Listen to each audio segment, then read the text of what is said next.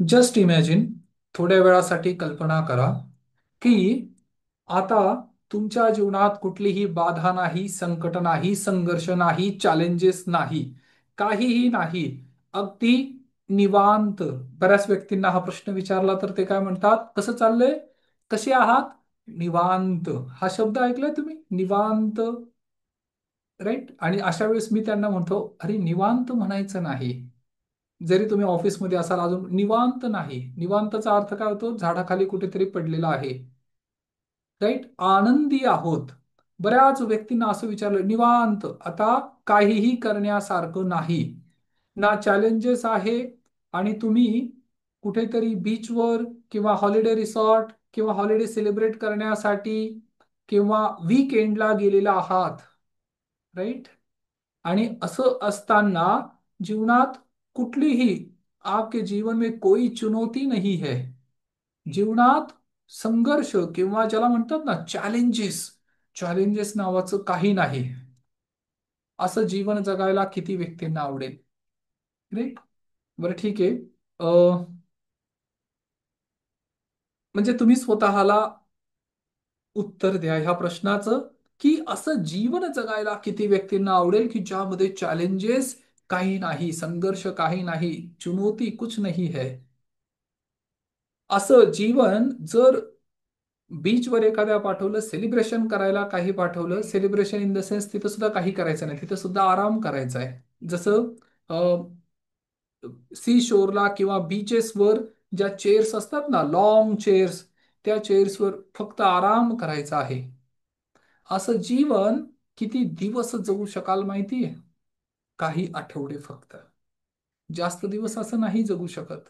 Even ज्या जीवनामध्ये challenges नाही, ज्या जीवनामध्ये प्रतिस्पर्धा नाही, इवन स्पर्धक नाहीत, असं जीवन सुद्धा निरस होतं. हे आपल्या अंतर्मनामध्ये कोरून ठेवा. बोरिंग जीवन, कंटाळवाणं जीवन. तुमचा आवडीचा छंद असेल, असं म्हणतात की your hobbies should be your job. जो जो तुमचा छंद आहे तेच तुमचं काम असेल, आणि your job should be your hobby. आणि जो तुमचा जॉब आहे, काम आहे, हेच जर तुमचा छंद असेल, तर जीवन जगण्यात किती मजा येईल, किती आनंद. दररोज तुम्ही काही चॅलेंजेस घेऊन त्याच्यावर काम करत असाल, आणि आता ते तुम्हाला चॅलेंज वाटणार नाही. ते काय वाटेल माहितीये? खेळ. याचं उदाहरण कोण आहे माहितीये? बरेच व्यक्ती आहेत, पण त्यातलं एक, सचिन तेंडुलकर सर. राईट. सचिन तेंडुलकर, ज्यांची हॉबी हाच त्यांचा जॉब, छंद हाच जॉब झाला. त्यामुळे ते रेकॉर्ड करू शकले, रेकॉर्डवर रेकॉर्ड. आणि ऍट द एज ऑफ, अगदी अर्ली एज मध्ये, 16-17 ह्या एज पासून त्यांनी खेळायला सुरुवात केली. कळालं? परंतु जर अशी कल्पना असेल अंतर्मनामध्ये की एक दिवस असा येईल की ज्या वेळेस मला काहीही करायची आवश्यकता नाही, आणि मी एका ठिकाणी बसून विश्रांती घेईल, आनंद घेईल, हा भ्रम आहे. कळालं? इवन छंद जरी असला तरी सुद्धा टीका टिप्पणी होतात, क्रिटिसाइझम होतं. सचिन तेंडुलकरवर पण झालं, किंवा बरेच मोठमोठे प्लेयर्स जे आहेत, किंवा स्पोर्ट्समध्ये असतील, इवन हॉलिवूड, बॉलिवूड किंवा इंडस्ट्रीमध्ये असतील, जीवनाच्या सगळ्या क्षेत्रात जे समाज सुधारक आहे, त्यांच्या जीवनात सुद्धा क्रिटिसिझम आलेलं आहे. त्यांच्या जीवनात सुद्धा चॅलेंजेस आलेले आहे. प्रत्येक व्यक्ती जो या महान पदावर आरूढ झालेला आहे, प्रत्येक व्यक्तीच्या जीवनामध्ये चॅलेंजेस आलेले आहेत. राईट. थोड्या वेळासाठी पुन्हा इमॅजिन करा, तुम्ही एक उत्तम काय आहात? फुटबॉलपटू, फुटबॉल खेळणारे प्लेयर आहात, अगदी उत्तम, अतिउत्तम. परंतु संपूर्ण मॉल, जो काही तो स्टेडियम आहे, त्या संपूर्ण स्टेडियम मध्ये फक्त तुम्ही एकटेच आहात. म्हणजे त्या प्ले ग्राउंडवर संपूर्ण स्टेडियम, पूर्ण त्यामध्ये प्रेक्षक आहेत, जे फुटबॉल मॅच पाहण्यासाठी आलेले आहेत आणि तुम्ही कदाचित 50 गोल केलेले आहेत. किती टाळ्यांचा कडकडाट व्हायला हवा, परंतु एकही टाळी वाजली जात नाही. कुणी ॲप्रिशिएट करत नाही, कुणी चिअरअप करत नाही. का? कारण त्या सबंध ग्राउंडवर, प्ले ग्राउंडवर, फुटबॉल ग्राउंडवर तुम्ही फक्त एकटेच आहात. तुम्ही आणि फुटबॉल, आणि तुम्ही गोल करत आहात.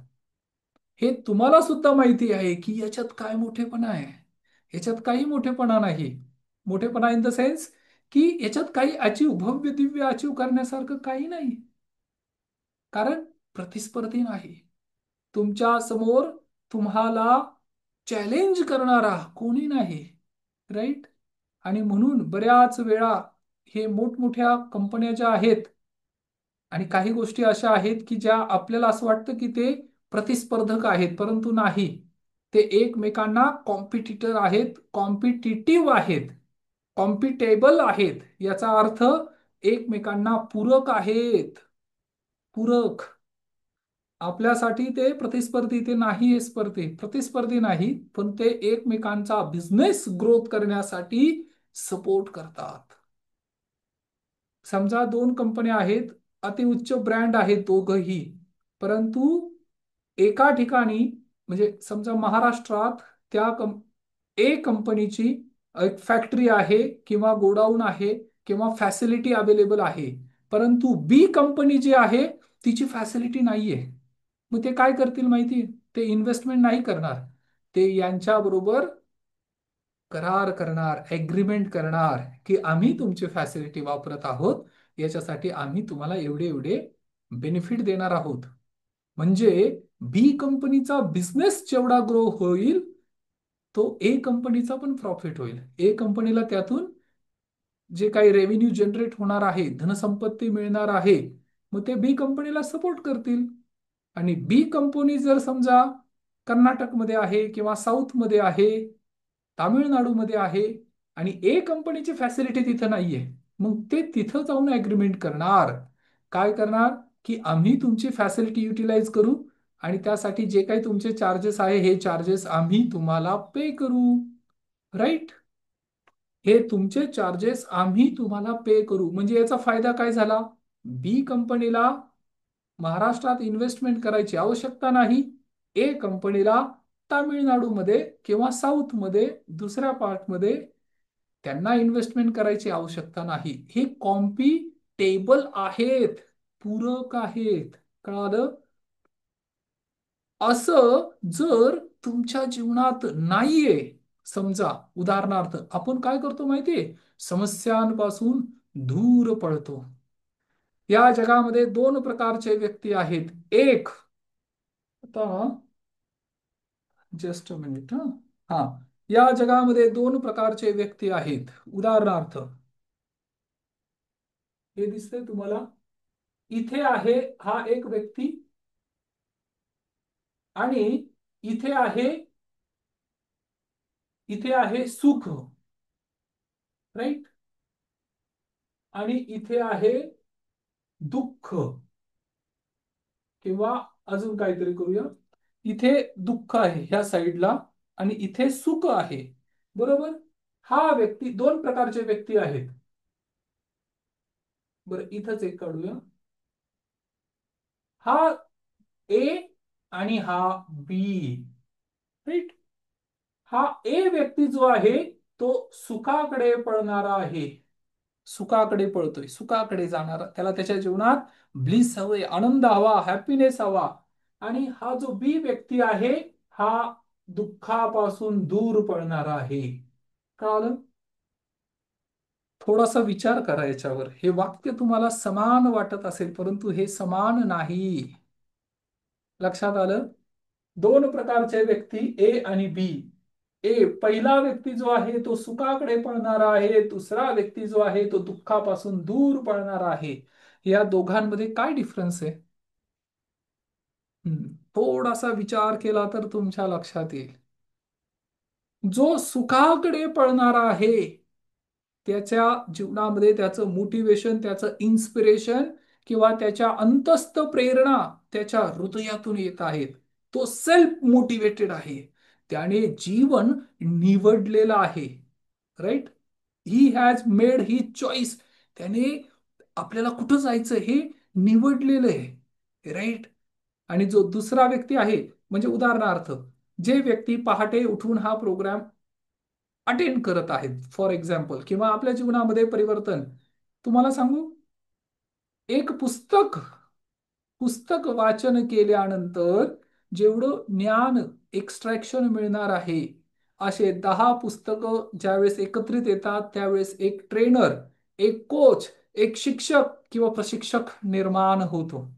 10 पुस्तकांच्या बरोबर एक ट्रेनर. आणि ज्या वेळेस आपण वर्कशॉप, पॉडकास्ट, ट्रेनिंग जे काही तुम्ही अटेंड करत आहात, हे डायरेक्ट एक्स्ट्रॅक्शन मिळत आहे. कळालं? आता जे जे तुमच्या अंतस्थ प्रेरणा आहे, तुमच्या अंतर्मनामध्ये नवीन शिकण्याची जी इच्छा आहे, याचा अर्थ काय आहे माहितीये? तुम्ही सुखाकडे पळणारे आहात. तुमच्या जीवनामध्ये अंतस्थ प्रेरणा आहे, मोटिवेशन आहे, इन्स्पिरेशन आहे. आणि अंतर्मनातून, सबकॉन्शियस माइंड मधून तुम्ही तुमचे भव्य दिव्य गोल, जे ध्येय आहेत ते निर्माण केलेले आहेत. आयदर हेल्थमध्ये असतील, रिलेशनमध्ये असतील, करिअरमध्ये असतील, किंवा धनसंपत्ती मनीसाठी असतील, फायनान्शियल फ्रीडम. अंतस्थ प्रेरणा येणं आवश्यक आहे. काही व्यक्ती असे आहेत की ज्यांना फोर्सफुली सांगितलं जातं, जर तुम्ही हे केलं नाही तर कदाचित हृदय साथ देणार नाही. जर तुम्ही हे केलं, काही व्यक्ती ड्रिंक घेत असतील, जास्त प्रमाणात अल्कोहोल घेत असतील, कंझ्युम केलं असेल, डॉक्टरांना सांगावं लागतं, आता हे तुम्ही कंझ्युम करू शकत नाही. आता तुम्हाला डाएटवर शिफ्ट व्हावं लागेल, सकस पौष्टिक आहार ग्रहण करावा लागेल. कळालं? का असं झालं? कारण आता त्यांच्या एक भीतीने, फोर्सफुली ज्याला म्हणतात ना, फोर्स, बाहेरून एक्सटर्नल फोर्स जिथं अप्लाय होतो, तो व्यक्ती ती गोष्ट जास्त दिवस करू शकत नाही. आणि जर करायची असेल तर त्यासाठी काय आहे? मग ती भीती जी आहे, एक्सटर्नल फोर्स, तो दाखवावा लागेल, तो द्यावा लागेल. राईट. बऱ्याच वेळा काही माता भगिनी, मुलं जेवण करत नाहीत म्हणून त्यांना एक स्केअर सिटी निर्माण करतात, भीती दाखवतात, लवकर जेवण कर, नाहीतर तो लांडगा येईल, कुत्रा येईल, कुतू येईल, किंवा तो भुभू येईल. जे काही त्यांना भीती दाखवता येईल ते दाखवतात. आणि त्या भीतीपोटी ती लहान मुलं भोजन ग्रहण करतात. कळालं? हे बालपणापासून प्लॅनिंग झालेलं आहे. आणि आपल्या जिथून आपली स्पेसीज निर्माण झालेली आहे, आपण कधी काळी जंगलात राहत होतो, आणि तिथे ही स्केअर सिटी होती, भीती. आणि भीती ही ड्राईव्ह करणारा फोर्स आहे, परंतु तो एक्सटर्नल फोर्स आहे. अंतस्थ प्रेरणा येऊन एखाद्या व्यक्तीच्या अंतर्मनात ही भावना निर्माण झाली की मला माझं जीवन सफल करायचंय, सक्सेसफुल करायचंय. या जगामध्ये प्रत्येक व्यक्ती मेहनत करत आहे, परंतु मेहनत करण्याचं, म्हणजे जो श्रम करत आहे, परिश्रम करत आहे, याच्या पाठीमागं 3च कारण आहेत. काय? एक तर त्याला सुख शांती हवी आहे, त्याच्या जीवनात यश प्राप्त करायचंय, किंवा धनसंपत्ती हवी आहे. काही व्यक्तींकडे धनसंपत्ती आहे, पण त्यांना पीस ऑफ माइंड पाहिजे, शांती पाहिजे. आणि काही व्यक्तींना धनसंपत्ती आहे, परंतु आता काय पाहिजे त्यांना? त्यांना त्यांच्या करिअरमध्ये किंवा यश पाहिजे, यश, सक्सेस. कळालं? सक्सेस. तर ह्या 2 एक्सटर्नल फोर्स आहेत, आणि प्रत्येक व्यक्तीला हे ड्राईव्ह करत आहे. ज्या ज्या वेळेस जीवनामध्ये आळस येईल, लेझिनेस येईल, किंवा आपल्या गोल पासून तुम्ही भरकटाल, त्यावेळेस ही गोष्ट पुन्हा एकदा स्वतःला स्मरण करून द्या की माझ्या जीवनाचा उद्देश काय आहे, मी कशासाठी बरं ह्या सगळ्या गोष्टी करत आहे. आता हा अजून एक फार महत्वाचा चॅप्टर आहे, जो मी नंतर घेईल. याला म्हणतात, what is the purpose of your life? जीवनाचा उद्देश काय आहे? तुम्हाला गाडी नाही पाहिजे, तुम्हाला घर नाही पाहिजे, इवन तुम्हाला चांगली सॅलरीची जॉब पण नाही पाहिजे. तुम्हाला काय पाहिजे माहितीये? That is what the purpose, purpose of your life. याच्यावर थोडासा विचार करा की जे काही मी करत आहे हे का करत आहे. कळालं? तर ह्या दोन प्रकारच्या एक्सटर्नल फोर्सेस आहेत, याला चॅलेंजेस म्हणतात. आणि हे चॅलेंज, हे जे कॉम्पॅटिबल आहेत, आपल्याला जे पूरक आहे, जे सभोवताली आज आपल्या सभोवताली आपल्या जीवनामध्ये जे व्यक्ती, वस्तू आणि परिस्थिती निर्माण झालेली आहे, बिलीव्ह मी, माझ्यावर विश्वास ठेवा, हे तुमच्या प्रगतीसाठी आहे. तुम्हाला कॉम्पॅटिबल आहे. तुम्ही एका ठिकाणी स्टक झाला होतात, तिथून कोणीतरी फोर्सफुली तुम्हाला म्हणते की नाही, पुढे जा, प्रगती कर. कळालं? चॅलेंजेस येतील. ज्याप्रमाणे तुम्ही एकटेच असाल, प्रतिस्पर्धी कोणी नाही, कितीही यश प्राप्त केलं तरी त्याला व्हॅल्यू नाही. पंचपक्वान्न तुमच्या समोर वाढून दिलेलं आहे आणि तुम्ही फक्त भोजन ग्रहण करतात. यात कुठला आला तुमचा मोठेपणा? राईट. बऱ्याच व्यक्तींच्या बाबतीत अशा गोष्टी घडतात. परंतु जे व्यक्ती शून्यातून निर्माण करतात, त्याला सक्सेस स्टोरी म्हणून पाहिलं जातं. ज्या व्यक्तीचं बॅकग्राऊंड पॉलिटिक्स आहे, राजकारण आहे, आई वडील राजकारणी आहेत किंवा त्यांच्या घराला वारसा मिळालेला आहे राजकारणाचा, पॉलिटिशियन्सचा, असा व्यक्ती जर प्राईम मिनिस्टर झाला तर कोण त्याची स्टोरी वाचणार? कोण त्याचं यशोगाथा गाणार? परंतु असा व्यक्ती ज्याचं बॅकग्राऊंड पॉलिटिक्स नाही, जो अत्यंत हलाखीच्या गरिबीच्या परिस्थितीतून निर्माण झाला, ज्याला स्वतःचं कुटुंब पण नाही, स्वतःचा संसार नाही, असा व्यक्ती, ज्याला म्हणतात ना, जब चाय वाला प्राइम मिनिस्टर बनता है तो पूरी दुनिया उसका गुणगान करती है, असा व्यक्ती वर्षानुवर्ष स्मरणात राहील. याला म्हणतात सक्सेस स्टोरी. असा व्यक्ती ज्याच्या घरात PSI म्हणजे बॅकग्राऊंड सगळं अति उच्च आहे, आणि हा असा व्यक्ती IPS झाला, IAS झाला, तर काही वाटत नाही. पण कोल्हापूर सारख्या ठिकाणी मेंढी राखणारा मेंढपाळ ज्या वेळेस IPS बनतो, त्यावेळेस मात्र तो चर्चेचा विषय होतो, व्हायरल बनतो. कळालं? हे चॅलेंजेस जे आपल्या जीवनात येत आहेत, तुमच्या जीवनात येत आहेत, याच्याकडे पाहण्याची दृष्टी बदला. हे तुमच्या जीवनात तुम्हाला वरदान म्हणून आलेले आहेत. दीज आर द ब्लेसिंग्स, जे तुम्हाला एक्सटर्नल फोर्स म्हणून ड्राईव्ह करतायत, तुमच्या जीवनाचं उद्देश आणि ध्येय ठरवण्यासाठी मदत करतायत. कळालं? आणि हे जर तुम्ही करत राहिलात, या जगामध्ये असं एकही कुलूप नाही की जे, असं एकही लॉक नाही, there is no such a lock that cannot be open. या जगाच्या प्रकृतीच्या नियमाप्रमाणे प्रथम सोल्युशन बनतं आणि नंतर प्रॉब्लेम बनतो. कुलूप बनवण्यापूर्वी त्याचा उपाय बनलेला असतो, त्याची चावी निर्माण झालेली असते. आणि बऱ्याच वेळा तुमच्याकडे चावीचा गुच्छा असेल आणि एखाद्या फॅक्टरीचं किंवा घराचा दरवाजा किंवा ते लॉक कुलूप उघडायचंय, परंतु बऱ्याच वेळा सगळा प्रयत्न करून झाल्यावर सुद्धा त्या गुच्छातली एक शेवटची चावी अजून बाकी आहे, आणि ती चावी कदाचित कनेक्ट होईल. त्या चावीने ते कुलूप उघडलं जाईल.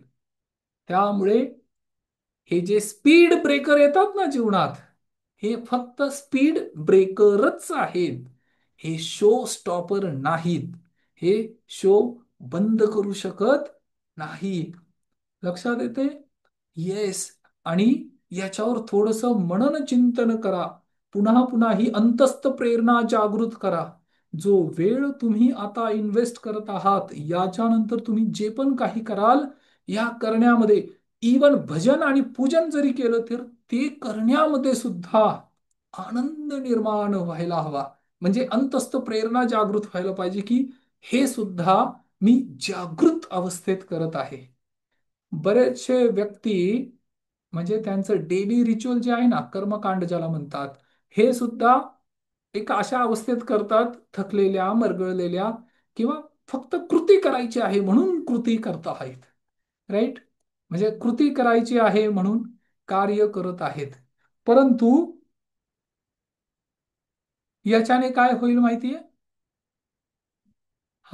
याच्याने काय होईल, त्यांच्या जीवनामध्ये परिवर्तन आणि बदल निर्माण होण्यासाठी एनर्जी पाहिजे, उत्साह पाहिजे.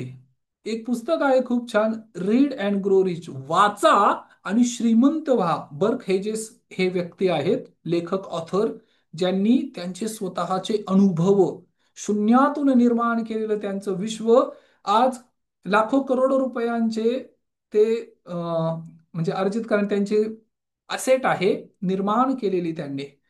$5 तासाला या वेतनावर ते काम करत होते. परंतु त्यांच्या हातात एक पुस्तक पडलं, एक पुस्तक. त्या पुस्तकाचे लेखक होते ऑग मॅन्डिनो, आणि त्या पुस्तकाचं शीर्षक होतं the greatest salesman in the world. त्याच्यात 30 चर्मपत्र होते, चर्मपत्र. आणि त्याचा स्टडी त्यांनी सुरू केला. बर्क हेजेस म्हणजे मोठमोठ्या ज्या मल्टीनॅशनल कंपन्या आहेत डायरेक्ट सेलिंग करणाऱ्या, त्यांची पुस्तकं त्या कंपन्यांमध्ये वापरली, म्हणजे वाचायला दिली जातात, यूज होतात, वाचायला दिली जातात असे व्यक्ती. आणि त्यांचंच पुस्तक आहे कॉपीकेट मार्केटिंग. हा वेगळा टॉपिक आहे, याच्यावर आपण पुन्हा नंतर चर्चा करू. परंतु त्यांनी एक पुस्तक लिहिले, वाचा आणि श्रीमंत व्हा.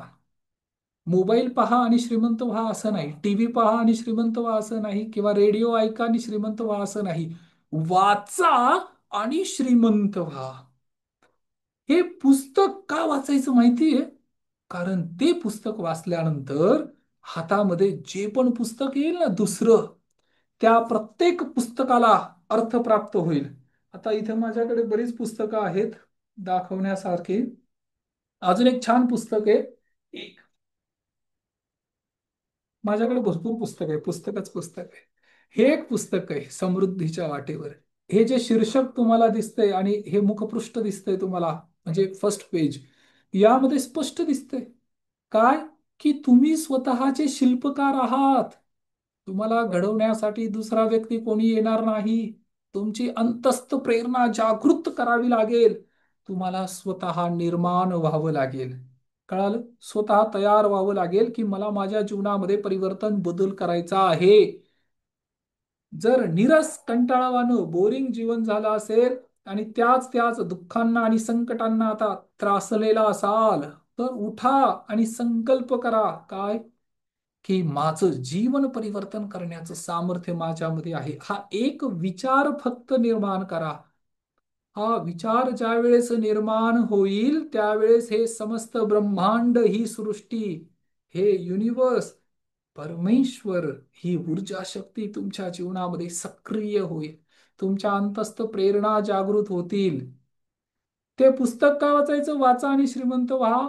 कारण ते पुस्तक वाचल्यानंतर कळतं की वाचावं कसं, म्हणजे वाचन कसं करावं, हे त्या पुस्तकावरून कळतं.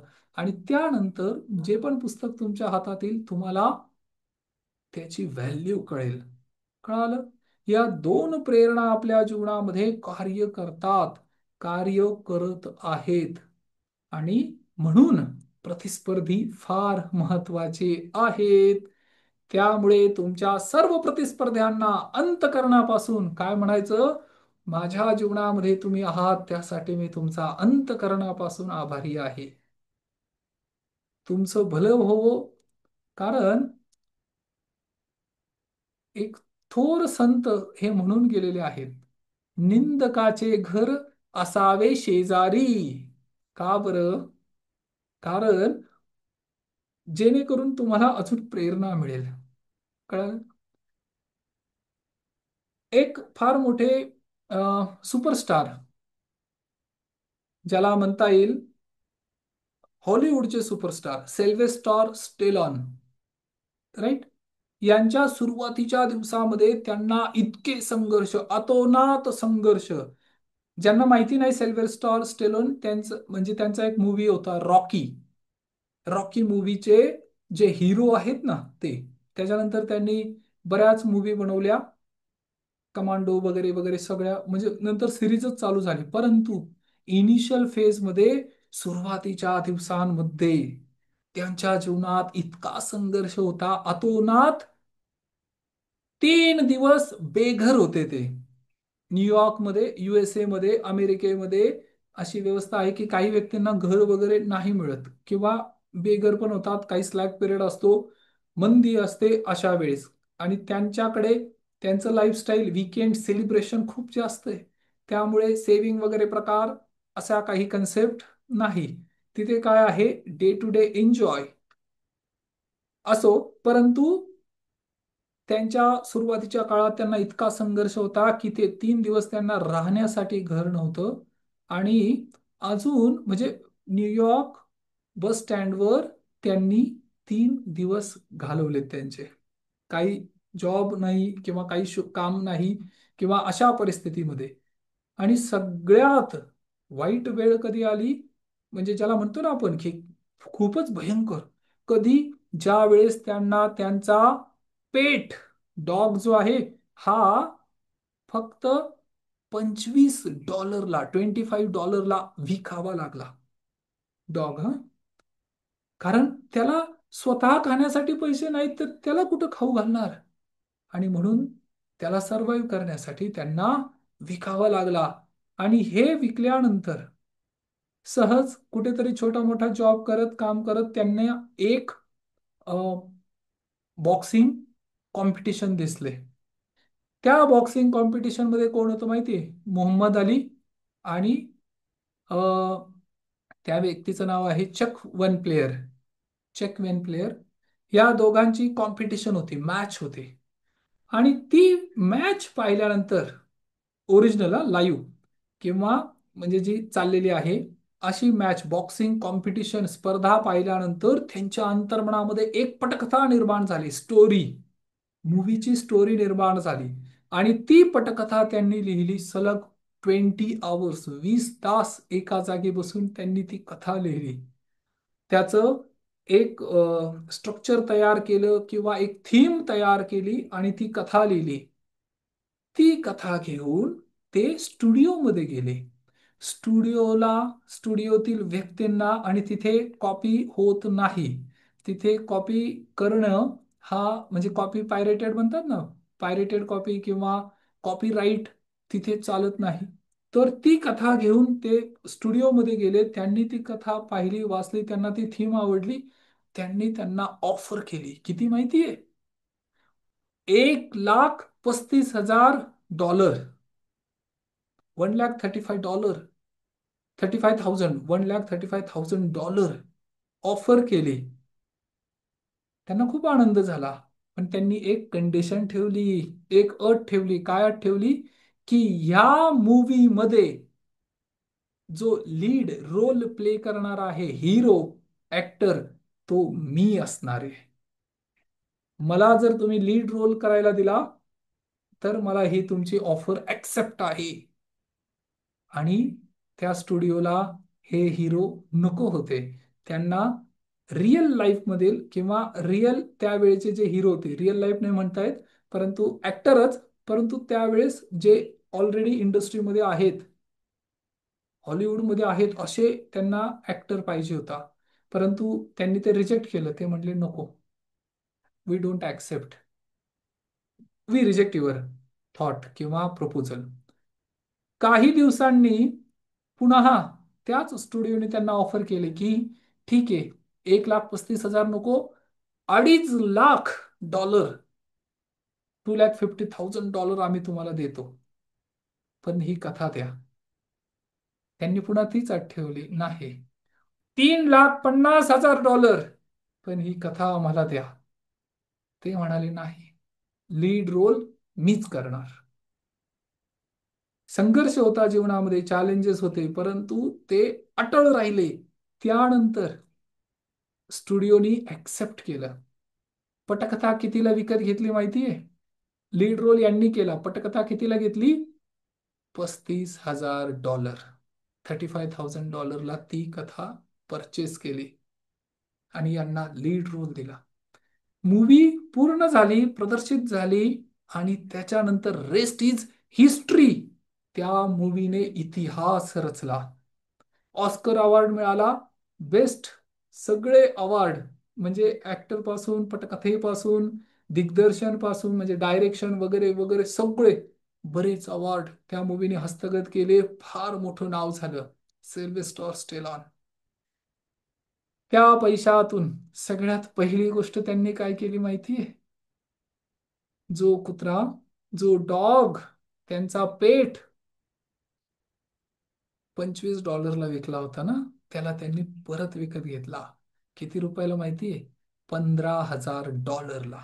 $15,000. कळालं? दिवस परिवर्तित झाले, दिवस बदलले. ज्याला आज आपण संघर्ष समजत आहोत, तेच आपल्या जीवनामध्ये परिवर्तन आणि बदल करण्यासाठी निमित्त मात्र ठरतात. आणि अशा एक नाही, अनेक सक्सेस स्टोरी आहेत. कळालं? परंतु यासाठी तुम्हाला काय करावं लागेल? यासाठी तुम्हाला तुमच्या जीवनाचं गोल सेट करावं लागेल, की मला माझ्या जीवनात प्राप्त काय करायचंय. आतापर्यंत जे जीवन जगलात तुम्ही, बरेचसे व्यक्ती पहाटे जर लवकर उठायचं म्हटलं तर त्यांच्यासाठी हे इटसेल्फ एक चॅलेंज आहे. परंतु ह्या चॅलेंजमध्ये तुमच्या यशाची गुरुकिल्ली दडलेली आहे. एक अशी की सिक्रेट टू सक्सेस याच्यात आहे.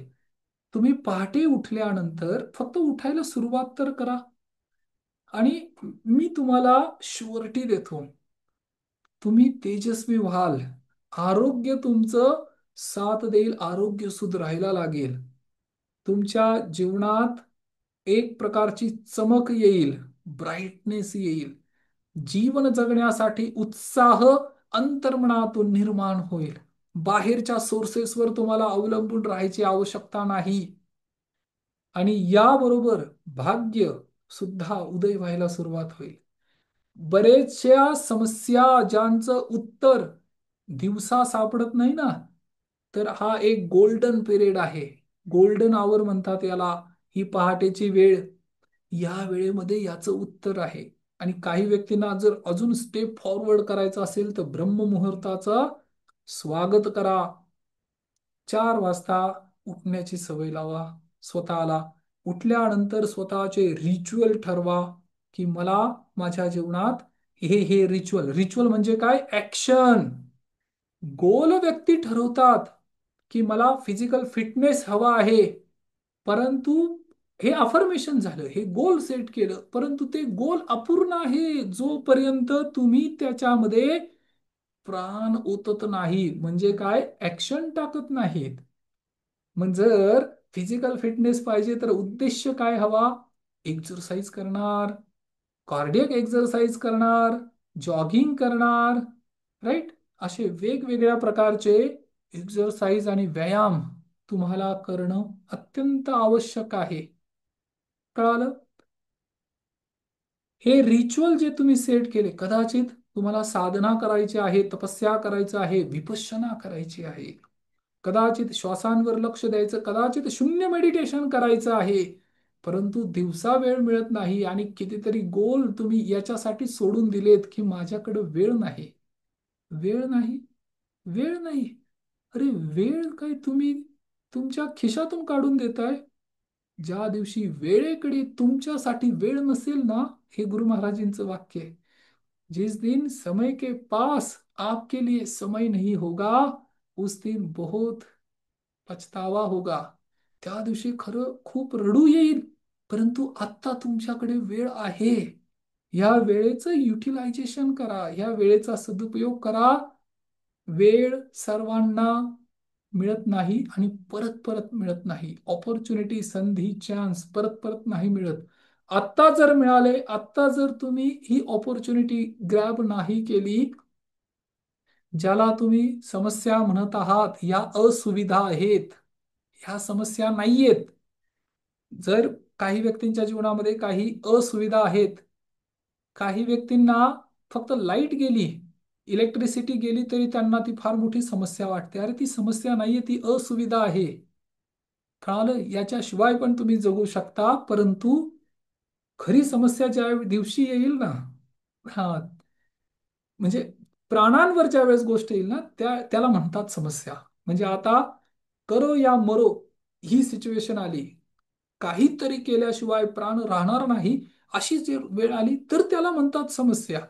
आता तुम्ही असुविधेमध्ये आहात, त्यामुळे स्वतःला चॅलेंज करा. तुमच्याकडे जर आता तारुण्य आहे, तारुण्य म्हणण्यापेक्षा जर फक्त श्वास चालू आहे ना, तरी सुद्धा तुम्ही करू शकता. 75 इयर्सचे एक व्यक्ती ज्यांनी स्वतःची बॉडी बिल्डिंग मध्ये पार्टिसिपेशन केलं. Yes, it is possible. फक्त ठरवावं लागेल की मला माझ्या जीवनामध्ये काय अर्जित करायचं आहे. पण हे सर्व करायचं सोडून व्यक्ती काय करतो माहितीये, आहे त्याच छोट्या समस्यांमध्ये गुरफटून पडतो. आणि याच्यात सगळ्यात मोठ्या एक गोष्ट सांगू तुम्हाला. तुमचा तुमचं विश्व विश्व तुमचं जग केवढं मोठं आहे माहितीये? किती लोक आहेत तुमच्या जगात? स्वतःला प्रश्न विचारा. जो कोणी माझा हा व्हिडिओ ऐकत आहे, रेकॉर्डिंग का असेना, परंतु हा प्रश्न स्वतःला विचारा की तुम्हाला तुमचं जग किती लोकांचं बनलेलं आहे. आणि हे ऐकून शॉक व्हाल तुम्ही. जास्तीत जास्त 50 ते 60 व्यक्ती फक्त तुमच्या जगात आहेत.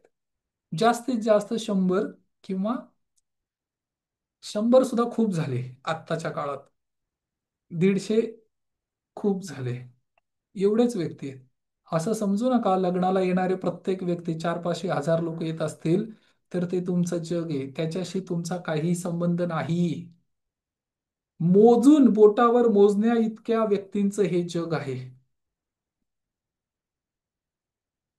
जर तुम्ही विवाहित असाल, एक तर तुमच्याकडचे 5-25 व्यक्ती जे तुम्हाला भावकी समाज ओळखत असेल ते ओळखत, याचा अर्थ त्यांच्याशी कम्युनिकेशन, चर्चा, डिस्कशन, शेअरिंग होतंय असे लोक 5-25. मिसेस पत्नीकडचे पतीकडचे 5-25. कळालं? जे क्लोज रिलेशन मध्ये आहेत ते. शेजारी वगैरे काही असतील तर ते 5-25. बालमित्र असतील, शाळा कॉलेज मधले कलिग्ज असतील तर ते 5-25. आणि ज्या प्रोफेशनमध्ये तुम्ही असाल त्या प्रोफेशनमध्ये दररोज भेटणारे काही व्यक्ती असतील ते 5-25. विचार करा केवढं मोठं जग आहे तुमचं. आणि बऱ्याच वेळा या 5-25 व्यक्तींमध्येच आपल्याला असं वाटतं की किती समस्या आहेत, किती गुरफटून गेलोय. अरे कुठं गुरफटला तुम्ही? तुमच्या जीवनाचं ध्येय काय? ध्येयच जर ठरवायचं असेल तर त्या माताजी सावित्रीबाई फुले त्यांच्यासारखं ध्येय ठरवा, ज्यांना स्वतः मुलबाळ तर नव्हतं, परंतु हजारो मुलींच्या त्या आई बनल्या. म्हणजे आज हजारो नाही, लाखो करोडो मुलींच्या हातात त्यांच्यामुळे पुस्तक आलेत. त्याला म्हणतात ध्येय आणि त्याला म्हणतात चॅलेंजेस. त्यांनी जे चॅलेंज त्यावेळेस फेस केले, ज्या अडीअडचणी संकटांना ती सामोरे गेलेत ना त्यावेळेस, असं तर दूर दूर पर्यंत आता नाहीये. चॅलेंज नाहीये असं. कळालं? त्यामुळे ज्याला आपण विश्व म्हणतो, ज्याला आपण जग म्हणतो, हे जग आहे किती लोकांचं. आणि यांच्यामध्ये आपण स्वतःला असहाय असमर्थ समजत आहोत नाही. तुम्हाला स्वतःची क्षमता जागृत करावी लागेल. जी असीमित क्षमता अंतर्मनात सबकॉन्शियस माइंड मध्ये आतमध्ये दिलेली आहे. आणि याच्यासाठी जर शिक्षण, प्रशिक्षण, कोचिंग प्राप्त करायचं असेल तर हा जीवनाचा गोल ठरवा. जे व्यक्ती आज आर्थिकदृष्ट्या कमकुवत आहेत यांच्यासाठी पण मी सांगतो की जरी तुमचं अर्निंग थोडंसं असेल, परंतु याचं जर तुम्ही वर्गीकरण केलं तर तुम्हाला लक्षात येईल की तुमच्याकडे भरपूर सेव्हिंग आहे. आणि हे सेव्हिंग कुठे युटिलाइज करायचे माहिती आहे? तुमच्या स्वतःच्या ग्रोथसाठी. याच्यासाठी एक फॉर्म्युला आहे, PMDSP आणि यम, हे 6 डिजिट आहेत. याचा अर्थ काय होतो? एक आहे पॅसिव्ह इन्कम, एक आहे must, passive expenses, passive must. त्याच्यानंतर स्वतःसाठी जे काही खर्च करायचा आहे, सेल्फ पॅम्परिंग करायचे, ज्या तुमच्या इच्छा आहेत त्याच्यासाठी, पर्सनल ग्रोथसाठी, मेक द डिफरन्ससाठी, या सगळ्यांचा एक रेशो आहे. हा जर तुम्ही शिकलात तर तुमच्या लक्षात येईल की ज्या शरीरामुळे आपण ही धनसंपत्ती, ज्या ब्रेनमुळे, ज्या मेंदूमुळे, इथून वरचा पार्ट हा ब्रेन आहे ना, याच्यामुळे आपल्या जीवनामध्ये आपण अर्थार्जन करत आहोत. परंतु इथे खर्च करायला पैसा नाही, इथे खर्च करायला वेळ नाही, आणि इथून खाली खर्च करायला भरपूर वेळ आहे. आणि सगळं जग इथूनच खाली खर्च करतंय आता. ज्या पण काही वस्तू आज तुमच्याकडे आहेत, गॅजेट्स आहेत, किंवा जे पण लक्झरी आयटम्स आहेत, हे सगळे काय आहेत? इथून खाली, गळ्याच्या खाली. लक्षात आलं? हा. पार्लरमध्ये जर खर्च करत असाल तर इथून वरती काही खर्च असेल, परंतु तो एक्सटर्नल आहे. अंतर्मनातून जागृत व्हावं लागेल. सर्वांना लक्षात येतंय? येस. आणि जर येत असेल तर याच्यावर पाऊल उचला. हे व्हिडिओ जे तुम्ही ऐकत आहात ना, याच्याने कुणाचं तरी जीवन परिवर्तन आणि बदल घडू शकतो. फक्त 21 दिवस कन्सिस्टन्सी ठेवा, सातत्य ठेवा. 22व्या दिवशी सांगा. जर परिवर्तन बदल नाही घडला तर कंटिन्यू करू नका. परंतु मी डॅम शुअर आहे, जो व्यक्ती हे रिच्युअल फॉलो करेल त्या व्यक्तीच्या जीवनामध्ये पदार्पण म्हणजे समृद्धी पदार्पण करेल. परिवर्तन होईल, ट्रान्सफॉर्मेशन होईल, परिवर्तन होईल. कितीही निरस, कंटाळवाणं, निराश, नैराश्य, डिप्रेशन मध्ये जीवन असेल ना, ते सुद्धा आनंददायक होईल. अशा काही गोष्टी याच्यामध्ये चर्चा केली जाते. बरोबर? ओके. आता आता म्हणजे येस, इथे आपण थांबूया. Just a minute.